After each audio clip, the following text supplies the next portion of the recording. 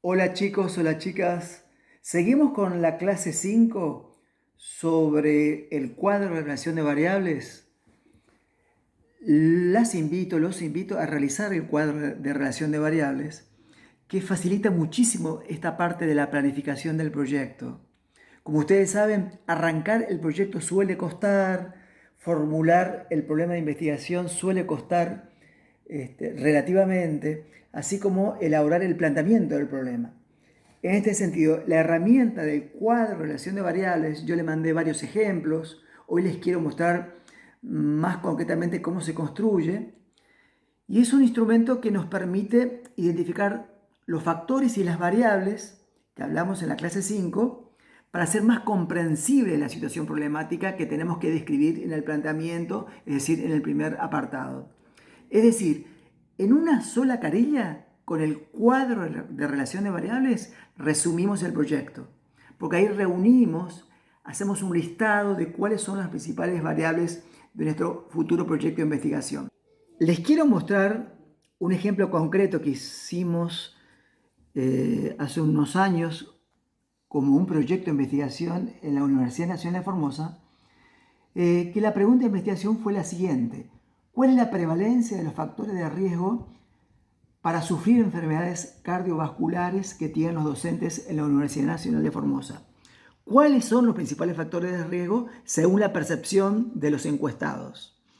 Y allí repasamos nosotros varios factores de riesgo que tienen que ver con el sexo, porque el sexo, según la literatura, influye en las actitudes hacia los riesgos cardiovasculares. Se sabe que los varones tenemos más probabilidad de tener enfermedades cardiovasculares que las mujeres.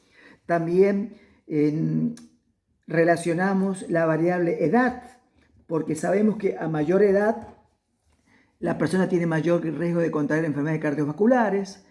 También la literatura nos dice que la obesidad y el sobrepeso influyen en la probabilidad de contraer enfermedades cardiovasculares.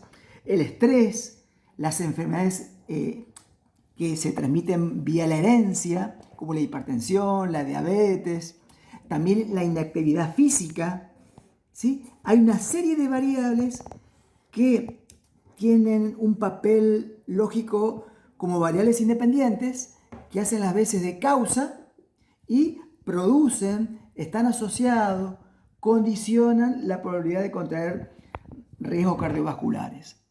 Entonces nosotros identificamos una serie de variables, ¿sí?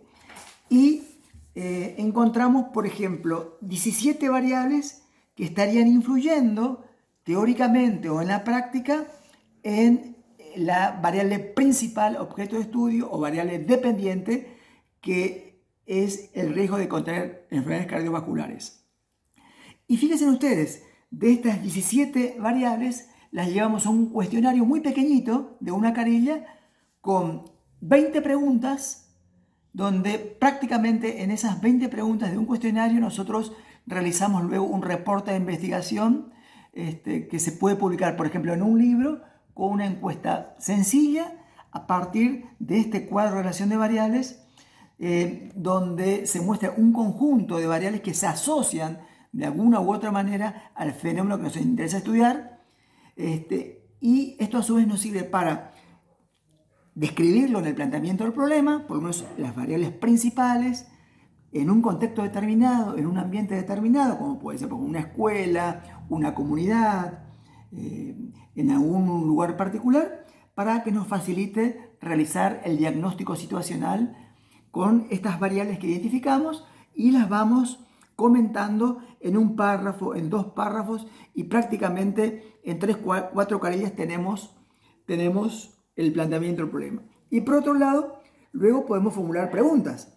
¿En qué medida la edad del docente influye en el riesgo de contraer enfermedades cardiovasculares?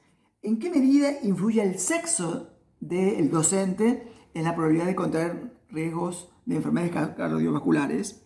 ¿En qué medida influye las actividades de prevención que tiene el docente, como por ejemplo la actividad física, digamos, el cuidado y la consulta al médico, es el riesgo de contraer enfermedades cardiovasculares. Así que podemos formular distintas preguntas. Acá podemos formular más de 17 preguntas de investigación que luego la podemos ir puliendo y nos quedamos con 2 o con 3 nada más, y ese va a ser nuestro proyecto de tesis. Con esto les queríamos mostrar un ejemplo concreto de un cuadro de relación de variables.